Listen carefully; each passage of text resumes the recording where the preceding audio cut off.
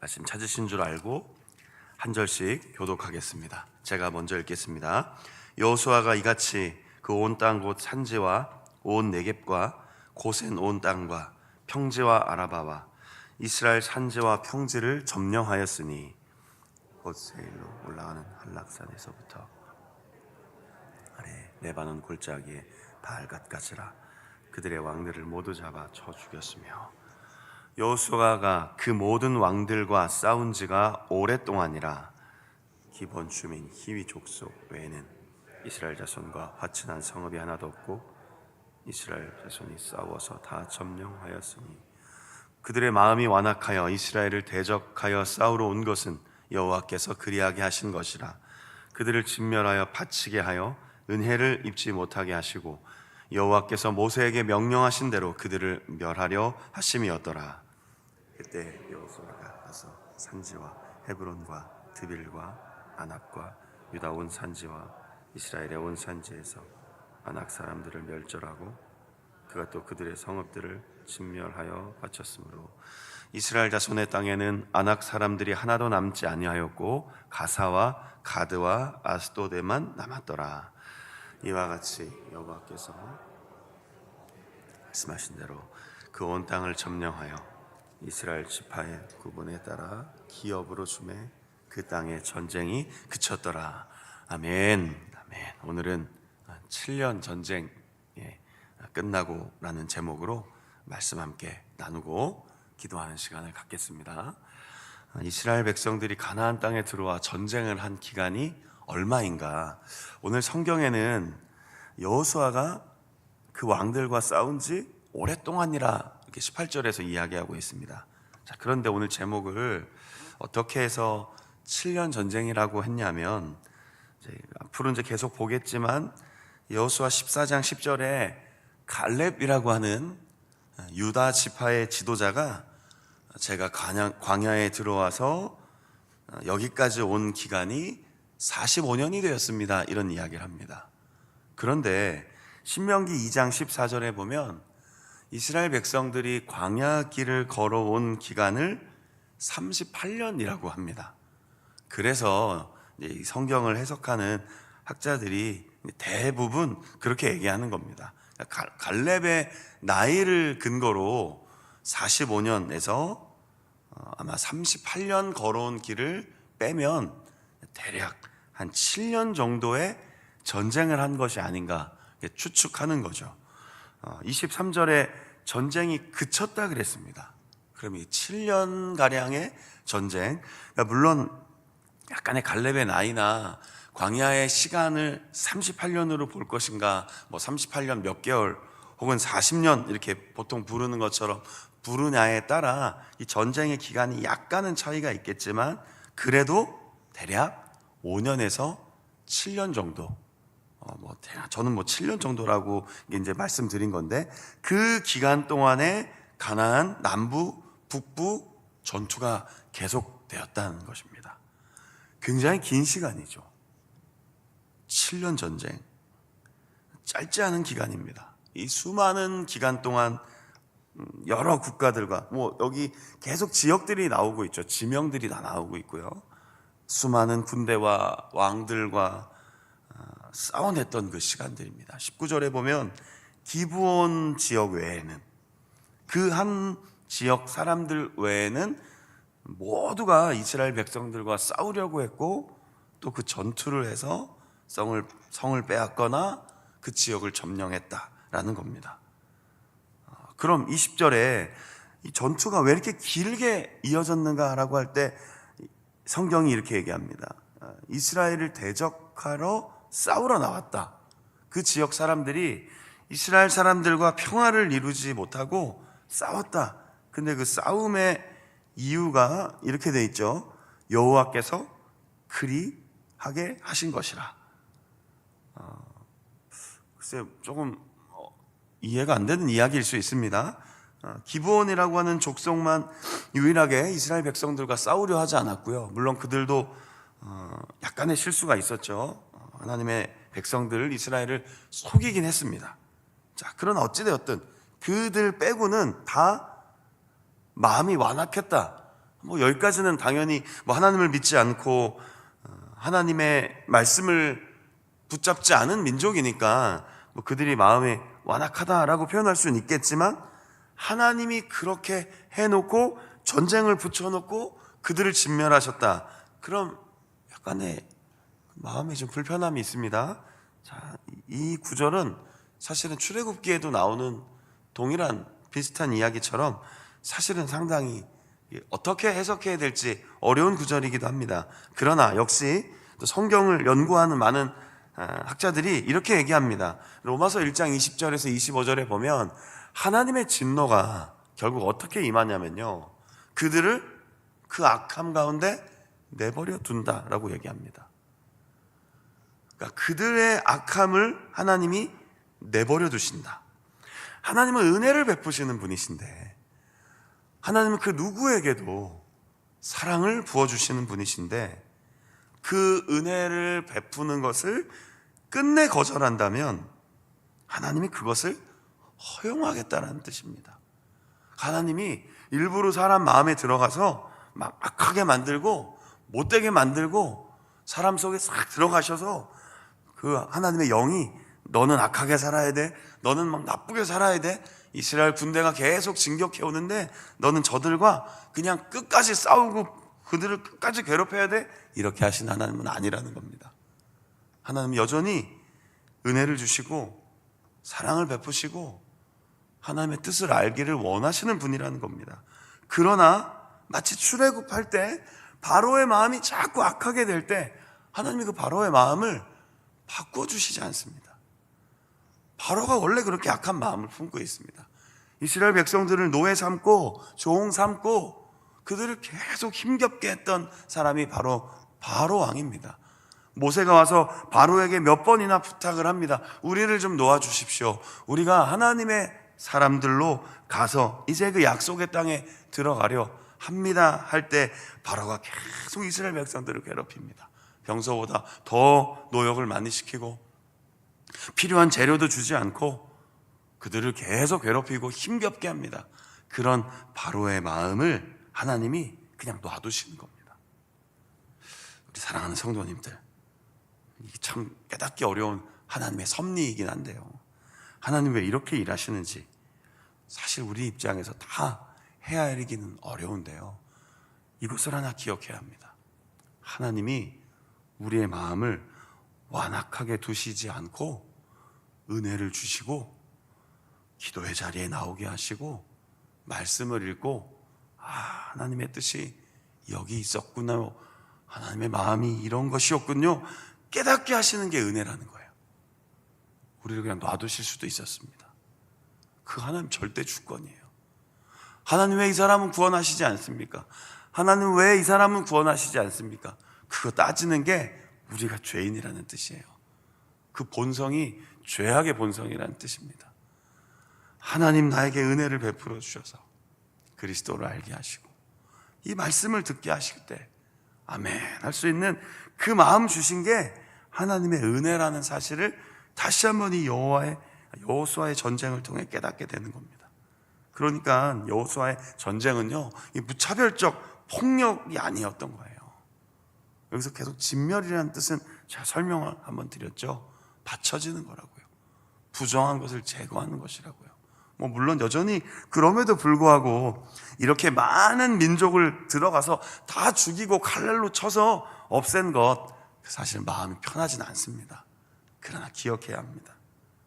하나님은 은혜를 베푸셨고 그것을 끝내 거절한다면 결국 그 끝이 어떻게 되는지에 대해서 성경은 분명히 보여주었다는 것이죠. 그래서 종종 나왔던 인물들이 어떤 사람들입니까? 말씀드렸잖아요.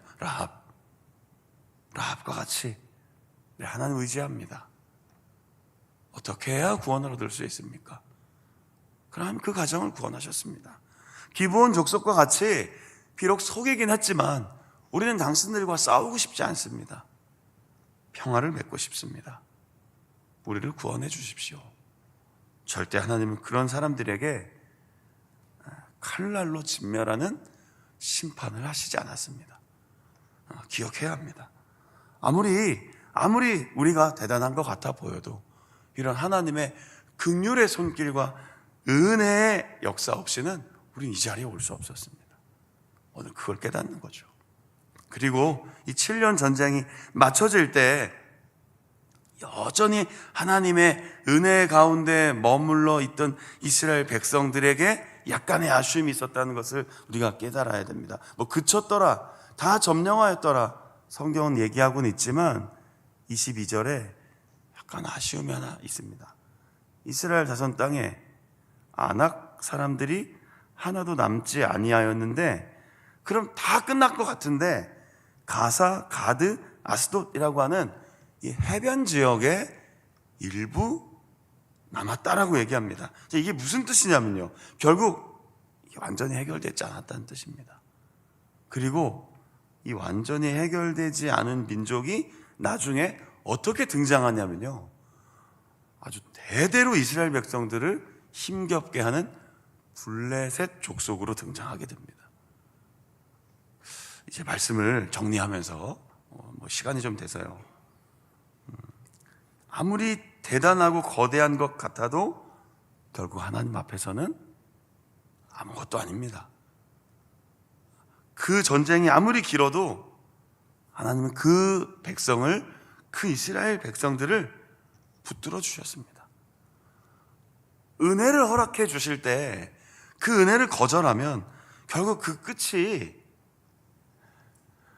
평안할 수 없다는 것을 우리는 깨달아야 합니다.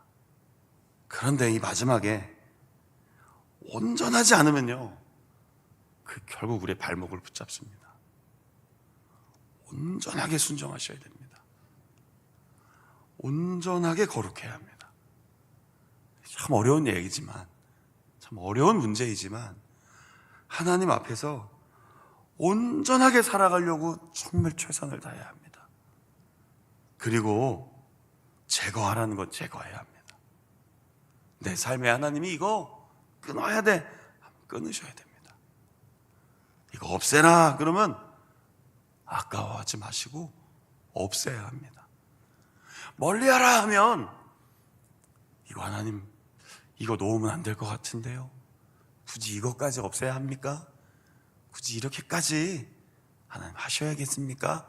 라는 마음이 들어도 그것을 멀리하거나 끊어내거나 없애지 않으시면 반드시 장애물로 돌아옵니다. 그게 여호수아의 전쟁입니다. 다 끝나지 않았습니다. 만약 그렇게 우리의 삶 속에 여전히 해결되지 않는 무엇이 있다면 결단하십시오. 끊어내겠다고요. 내가 멀리하겠다고. 이게 나를 힘겹게 하는 걸 알면서도 붙잡고 있는 게 있으면요, 그걸 떠나보내셔야 합니다. 그러지 않으면 더 큰 블레셋 군대를 만나게 됩니다. 이게 우리 인생의 어쩔 수 없는 진리입니다. 피할 수 없는 이야기입니다. 꼭 기억하십시오.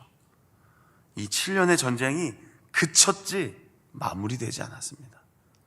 오늘 우리의 삶 속에 잠시 그친 것 때문에 그냥 안이해지고 느슨해지지 마십시오. 하나님의 삶에 온전히 드려지겠습니다. 이 마음이 가장 평안한 겁니다. 온전히 마음을 두겠습니다. 이게 가장 평안하고 복된 길입니다. 어쩔 수 없이 뭐 하나 붙잡고, 어쩔 수 없이 뭐 하나 해결하지 못하고, 어쩔 수 없이 그냥 질질 끌려가는 삶이면요, 반드시 그것이 큰 적이 되어 내 삶을 가로막게 됩니다. 물론 도와주실 겁니다. 물론 그 블레셋 대군도 하나님이 다윗이라고 하는 사람을 일으켜서 구원해 주셨고 붙잡아 주시고 역사해 주셨습니다. 하나님이 도와주십니다. 문제는 꼭 그 길을 걸어가야겠냐는 것이죠. 바로와 같이 완악할 필요 없잖아요. 가나안 족속과 같이 굳이 하나님 은혜를 거절할 필요 없잖아요. 그렇다면 말씀과 기도 안에서 하나님, 이거 끊어내겠습니다. 이거 멈추겠습니다. 그리고 이렇게 살아가겠습니다. 온전한 헌신, 온전한 순종, 온전한 충성, 하나님 그것을 우리의 삶 속에 원하신다는 걸 기억하면서 오늘 우리가 찬송 부른 것처럼 어제나 오늘이나 영원토록 변함없으신 그 그리스도의 은혜 가운데 머물며 주어진 삶의 자리에서 승리하시기를 예수 그리스도의 이름으로 축원합니다. 아멘. 내일은 MCF 연합 새벽 기도회가 있습니다. 한 해를 또 마무리하게 되는, 또 새해 또 1월부터 바로 시작되겠지만 MCF 하나님을 위해, 나라를 위해 기도하는 자리인데요. 우리 성도님들도 내일 아침 많이 참석해 주시고요. 또 내일은 외부에서 말씀을 전하시는 또 강사 목사님도 오십니다. 그래서 함께 새벽을 깨워 기도하며 믿음으로 또 우리 MCF 기독 군인, 또 우리 연합회를 위해서 기도하는 날 되었으면 좋겠습니다. 내일 새벽에도 많이 참석해 주시기를 바랍니다. 제가 기도하고 마치겠습니다. 하나님, 그 땅에 전쟁이 그쳤다고 했습니다. 그러나 이 긴 전쟁의 끝이 완전하지 못했습니다. 여호수아와 이스라엘 백성들이 최선을 다해 전투를 했습니다. 그 땅을 얻기 위해 하나님의 군대가 거룩한 전쟁을 7년이나 했습니다. 그러나 그 속에 완전히 맞춰지지 못했습니다. 온전히 그 땅을 다 하나님의 나라로 바꾸진 못했습니다. 제거하지 못했습니다. 다 분리하지 못했습니다. 그것이 나중에 어떤 모습으로 나타났는지 우리는 잘 알고 있습니다. 하나님, 우리 속에, 우리의 마음 속에 여전히 끊임없는 갈등과 전쟁이 있다면 하나님 앞에 맡기고 거룩히 온전하게 드려진 삶으로 그리스도인답게, 하나님의 자녀답게 살아갈 수 있도록 도와주옵소서. 아까워하지 아니하고 망설이지 아니하고 주저하지 않고 말씀과 기도로 성령에 붙잡힌 바 되어 믿음으로 살아갈 수 있도록 인도해 주옵소서. 힘이 없고 연약할 때 도와주시고 놀라운 기적과 놀라운 일들로 여호수아와 그 군대를 붙들어 주셨던 것처럼 우리의 삶을 지켜주시고 인도해 주심을 믿습니다.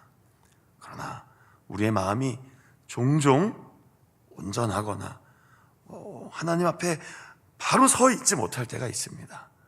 그래서 도움을 구하며 기도하오니 이 아침 우리의 마음과 우리의 삶에 새 힘을 주시고 하나님의 뜻대로 살아갈 수 있도록 인도해 주옵소서.